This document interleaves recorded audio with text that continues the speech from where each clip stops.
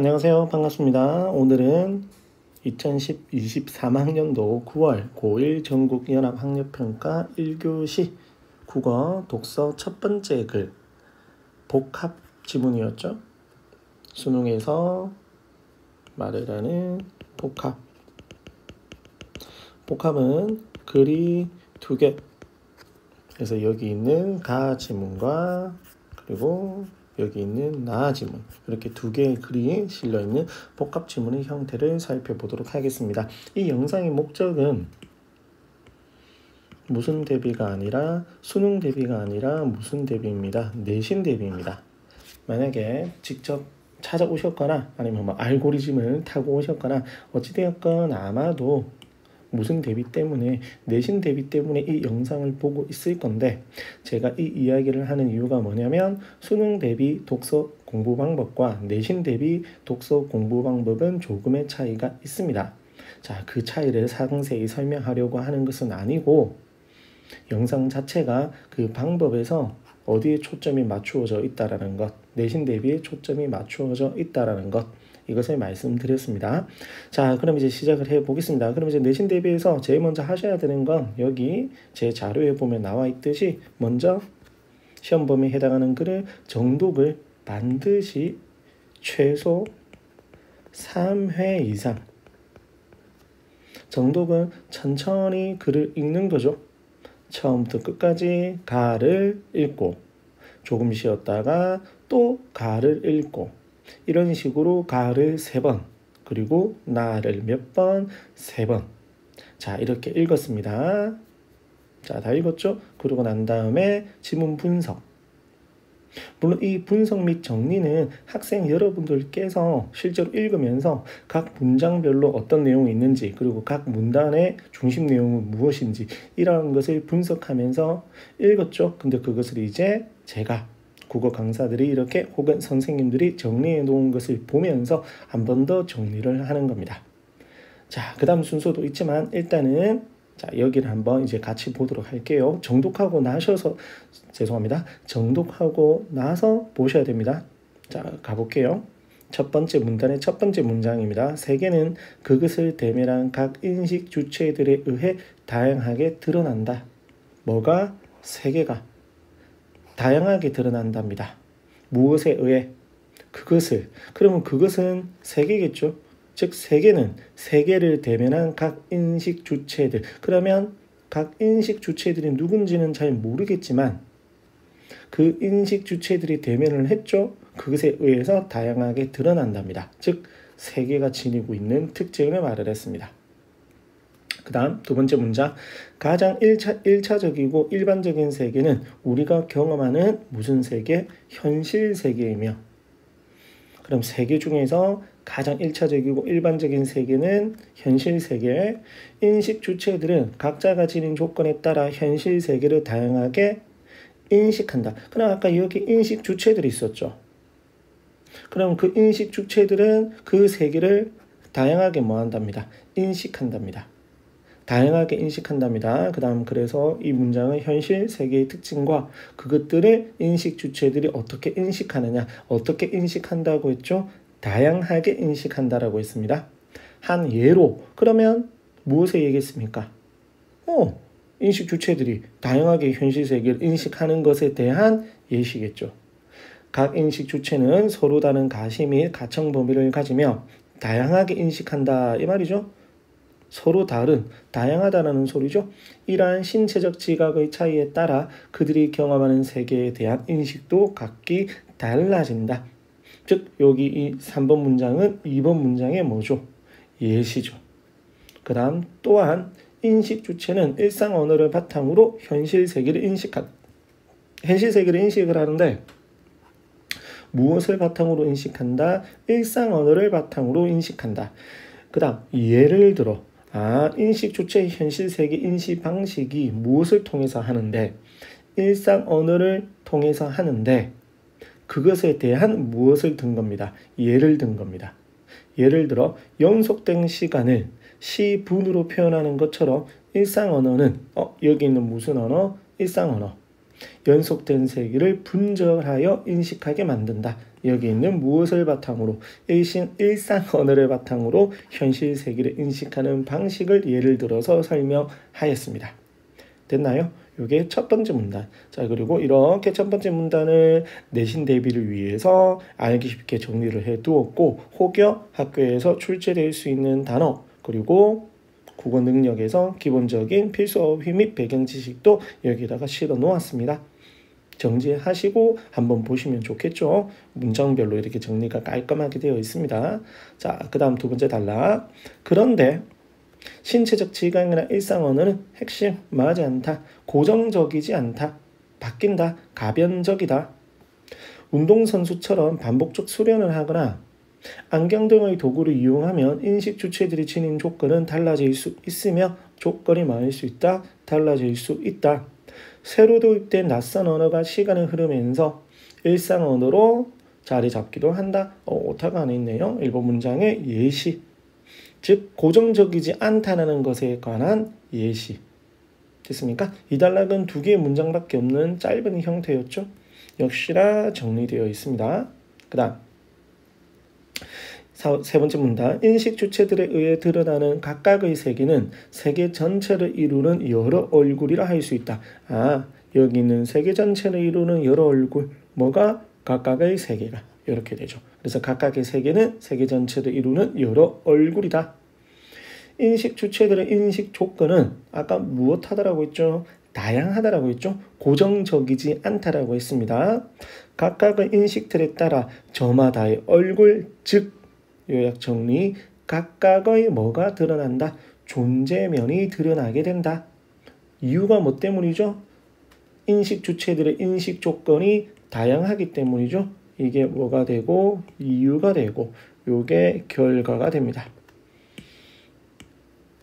그 다음 그런 의미에서 각각의 존재면이 드러나게 된다라는 의미에서 회화예술은 갑자기 뜬금없이 그림예술, 회화예술이 나왔습니다.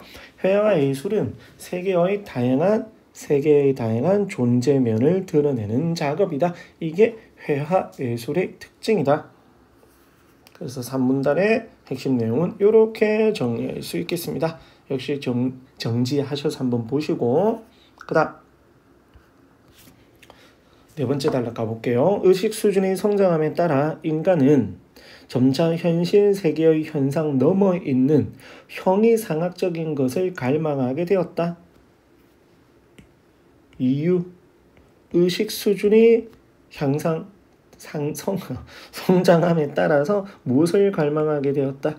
결과, 형이상학적인 것을 갈망하게 되었다. 여기서 형이상학적이라고 하는 것은 눈에 보이지 않는 것입니다. 그 다음 이런 경험은 현대 회화에도 영향을 끼쳤으며 회화에서 현실 세계를 다루는 양상도 변화가 나타났다. 왜죠? 이 인간의 갈망 때문이죠. 현대 회화의 존재적 특징은 과학과의 비교를 통해 분명해진다. 그래서 현대 회화의 존재적 특징을 파악하기 위해서는 과학과 무엇을 해야 된다? 비교를 해야 된다. 자, 그러면 과학의 특징은 한번 말을 하겠죠? 비교를 해야 되니까 과학은 존재면이 비교적 인위적이며 다른 뜻은 밑에 다 나와 있습니다. 한 존재면을 수직으로 파고들어 그 면을 심층적으로 드러낸답니다. 무엇은? 과학은. 예를 듭니다. 그 과학의 특징을 예를 듭니다. 생물학은 종, 개체, 기관, 세포, 유전자 등 무수한 면들을 드러내나 역시나 존재면은 다양합니다. 아까 회화예술도 다양한 존재면을 드러낸다고 했습니다. 하지만 과학은 이 면들은 넓게 보면 같은 면의 객관적 심층이다. 즉 파고든다라고 했죠. 수직적으로. 그러니까 여기서 한 존재면, 즉 여기 있는 종, 개체, 기관, 세포, 유전자는 무수한 면들인 것 같지만 사실은 이렇게 하나에 수직적으로 다양하게 들어가 있는 것뿐이다. 이 말인 겁니다. 그러나 차이점이죠. 대조. 현대 회화는 여러 존재면을 이렇게 수직적으로 나타내는 게 아니라 어떻게 드러낸다? 수평적으로 이렇게 드러낸다. 그러니까 그림을 그리면 이렇게 되는 거죠. 수평적이면, 원래라면. 예를 듭니다. 입체주의나 표현주의 현대 회화를 보면 하나의 그림 위에 일상의 현실 세계와 상상에 의한 가능 세계가 혼재해 있음을 알 수 있다. 현실 세계의 실제를 있는 그대로 재현하고자 했던 전통 회화와 달리 차이점. 현대 회화는 변형과 과정을 통해 실제와는 다른 방식으로 세계들을 조합해 나간 것이었다. 갑자기 조금 전통 회화와 현대 회화의 차이점을 말을 했습니다. 이러한 현대 회화의 추상성은 처음에는 혁신적이었으나 점차 보편적인 것이 되었답니다. 여기까지가 뭐의 특징? 현대회화의 특징. 됐습니까? 정리된 거 정지하셔서 보시고 마지막 5단락입니다. 추상의 강도가 더해질수록 현대회화는 실제의 재현에서 더욱 멀어져 실제가 아닌 화가의 내면을 표현하는 것으로 인식되었다. 무엇을 표현한다? 화가의 내면을 표현한다. 내면은 상상의 영역이기에 전통 회화와 달리 현대 회화로는 현실 세계의 존재면을 드러내기 어렵다는 인식도 생겨났다. 뭐는? 내면은 뭐라서? 상상의 영역이라서. 이유죠. 차이점. 현대 회화로는 드러내기 어렵다. 그러나 현대 회화의 추상성에 대해 실제는 배세한 채 내면만 표현한 것이라고 이분법들로 딱 나누는 거죠. 이해하는 것은 적절하지 않다. 상상의 대부분은 현실의 경험에서 비롯되며 내면의 추상적 영역에 또한 객관적 실제의 외면을 이질적으로 서로 다른 거죠. 변형시켜 존재를 다양하게 드러내는 세계의 무수한 존재면 중의 하나이기 때문이다. 즉 이분법적으로 이해하는 것이 옳지 않은 이유가 되겠죠. 회화를 통해 접하는 다양한 가능 세계와의 만남은 우리 현실 세계를 더 가까이 다가가게 해준다랍니다. 즉 이런 역할이 있다랍니다. 됐습니까? 정리. 자, 그 다음 두 번째 글. 다른 글입니다. 물론 소재가 글의 제재가 비슷하겠지만 다른 글입니다. 자, 가볼게요. 회화는 그림, 캔버스 위의 물감으로 색과 형태를 드러내는 가시적 존재이지만 일단 회화는 어떤 존재? 가시적 존재랍니다. 회화의 의미가 창작자의 주관이나 감상자의 주관에 따라 다양하게 형성된다는 점, 이런 면에서 본다면 비가시적인 존재입니다. 양면성을 다 가지고 있는 거죠. 가시적 존재, 가시적 특성도 지니고 있고 비가시적 존재의 특징도 가지고 있답니다. 회화는 이렇듯 가시적이면서 동시에 비가시적인 독특한 존재 방식을 갖는답니다. 정리 보시고 그 다음 아까도 나왔었던 무슨 회화? 전통 회화입니다. 전통 회화는 회화의 가시적 속성을 통해 객관적 세계의 외면을 사실적으로 재현하는데 주목했답니다. 뭐의 특징? 전통 회화의 특징. 이에 반해 대조. 현대 회화는 회화의 가시적 속성을 통해 화가의 비가시적 내면을 드러내는 데 치중했답니다. 그러면 여기서는 전통 회화의 특징 한 문장, 그 다음 두 번째 현대 회화의 특징 하나, 그 다음 현대 회화는 그 다음 문장도 현대 회화입니다. 화가들이 자신만의 관념적 세계를 가시화한 결과물로서 회화 속에서 객관적 실제는 주관화된답니다. 그러니까 객관적 실제가 있는데 그것이 회화 속에서 무엇 된답니다. 주관화된답니다. 주관적이게 된답니다.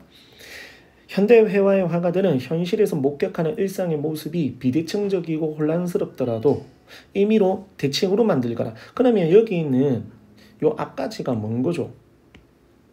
객관적인 거죠. 객관적 실제죠. 혼란스럽죠. 하지만 이 그릇을 무엇한다는 겁니다. 주관화한다라는 거죠. 그래서 보면 임의로 대칭을 만들거나 현실을 조작하는 등의 방법으로 비현실적 허구를 표현하고자 했다. 됐습니까? 이렇듯 예술을 통해 현실이 추상화되는 과정은 예술은 객관적 현실로부터 점점 멀어진다. 그러니까 객관적 실제를 어떻게 된다? 주관화된다라는 거죠. 됐습니까? 정리 보시고. 이러한 예술과의 현실의 분리는, 그럼 이러한 예술과의 현실의 분리라고 하는 것은 객관적 실제가 뭐 되는 거죠? 무엇 되는 거죠? 주관화되는 거죠. 그 다음 음악에 사용되는 음은 현실의 무한한 소리 중 극히 일부이며 일상에서 들을 수 있는 일반적 소리와 달리 차이점 균질적이고 균이라 하다라는 겁니다. 세련되며 인위적인 배열을 따른답니다. 음악에 사용되는 뭐는 음은 이렇게 음악도 이렇게라고 했으니까 앞에 있는 예술과 현실의 분리인 회화와 마찬가지라는 소리죠. 이렇게 음악도 일상 현실과 거리를 두며 그 정체성을 확보해왔다. 그 정체성을 확보해왔다라는 것 결국에는 현실과 거리를 두어서 음악가들의 주관화 됐습니까? 그런데 이러한 예술의 흐름에 대항하여 새로운 시도 그러니까 여기서 이러한 예술의 흐름은 뭐죠? 주관화하는 거죠. 그러한 것에 대항하여 새로운 시도를 했답니다. 자, 그리고 이제 3명이 나오거든요. 선생님 정리하다가 조금 너무 병렬된다라고 생각했는데 일단 빠르게 볼게요. 그래서 그냥 루솔로는 일상의 현실의 기계 소리를 소음이 아닌 음악적 표현 대상으로 삼아 소음기계를 악기로 만들었고 바레즈는 분절된 몇 개의 음만을 표현할 수 있는 일반적 악기와 달리 사이렌이 음과 음 사이에 분절되지 않는 무한한 음을 낼 수 있는 일상적 사물이라는 점에 주목하여 사이렌으로 음악을 표현했답니다. 마지막 세페르는 사람의 소리, 기계의 소리, 자연음 등을 음향 오브제로 활용하는 구체 음악을 창시하기도 했답니다. 이게 무슨 시도? 새로운 시도. 그 다음 5번째 단락 마지막 게르노트 뱀에는 예술의 영역을 일상적 삶으로 확장하려는 이러한 노력 그럼 여기서 말하는 이러한 노력이 앞에서 나와 있는 새로운 시도들이 되겠죠. 이러한 노력을 확장된 미학이라 일컬었다. 그 다음 뱀에는 예술의 미적 경험이 일상적인 맥락에서 분리되어 예술가라는 특별한 존재에 의해 창조되는 특정한 미적 대상에만 국한된다고 보는 기존의 미학을 비판하며 누가? 뱀에가 예술이 창작되고 수용되는 미적 경험이 일상적 현실로까지 확장되어야 된다고 보았다. 이게 누구의 견해? 뱀에의 견해입니다. 자, 정리되어 있고 그리고 이제 이런 자료들 통해서 한 번 더 읽어보고 저희 사이트에서 제공하는 자료입니다. 그리고 빈칸 채우기 형태로 한 번 더 읽어보고 그리고 또 한 번 더 빈칸을 확인하면서 읽어보고 그리고 당연히 빠르게 내려갈게요. 이런 OX 형태의 문제라든지 단답형 문제, 서술형 문제 여기는 이런 서술형 문제도 풀어보시면 아무래도 내신 대비에 도움이 될 수 있을 겁니다. 그리고 당연히 이런 변형 문제, 모의고사 변형 문제도 한번 풀어보시면 도움이 될 수 있겠습니다. 자, 오늘 영상 길게 시청하신다고 고생하셨습니다. 감사합니다.